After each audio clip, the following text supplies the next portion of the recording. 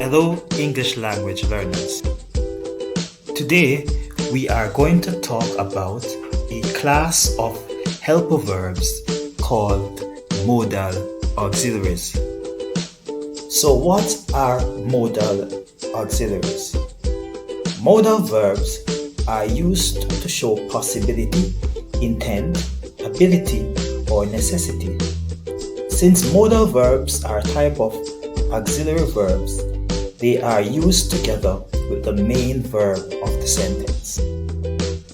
Of the 9 main modal auxiliaries in English, 3 begin with the letter M. They are might, may, and must.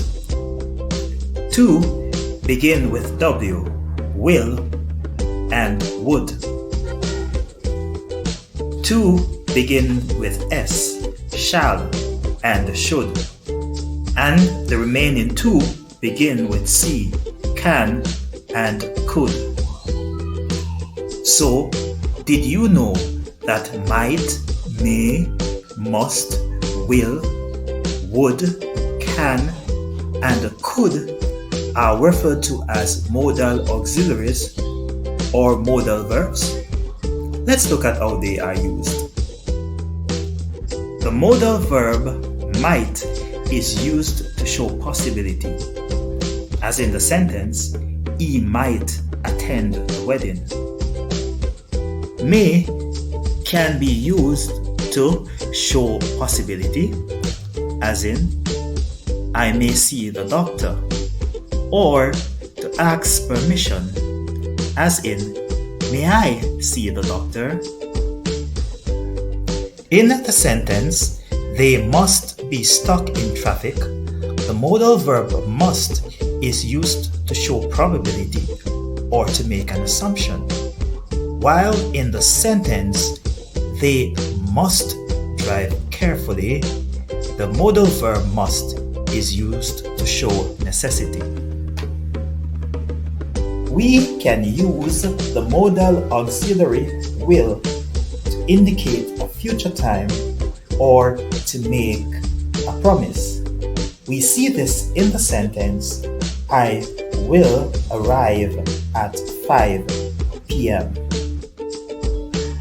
In English, the modal verb would is used to ask a polite question, as in, would you help me? Or to indicate desire or preference, as in, I would like your help. This table shows how the remaining modal auxiliaries can, could, should, and shall are used. It shows that can is used to express ability or make a suggestion. Could is used to express past ability or to ask a polite question.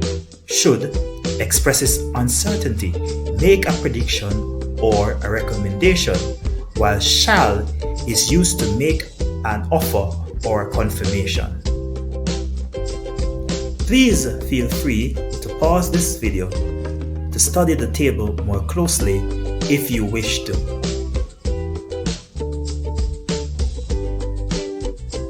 Now, are there any rules that we can extrapolate from examining how modal verbs are used in sentences? Let's see. Here are 3 sentences using different modal verbs. You can sing. She might sing at a concert. We should listen to our teacher. In these sentences, we see that the infinitive comes after the modal verb but without to.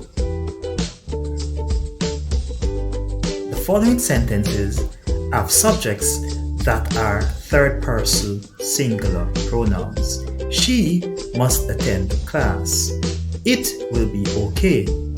He can read well. In all these sentences, we see that the modal verb take no S in the third person singular.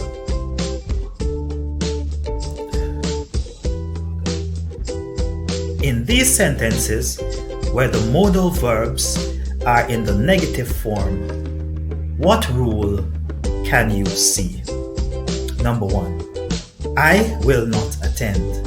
2, she shall not apply.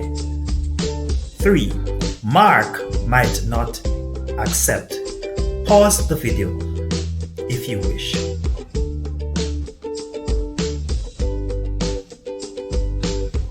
If you said that in these sentences which are in the negative form, the subject of the sentence is followed by a modal verb, followed by not, followed by a verb, then you are indeed correct.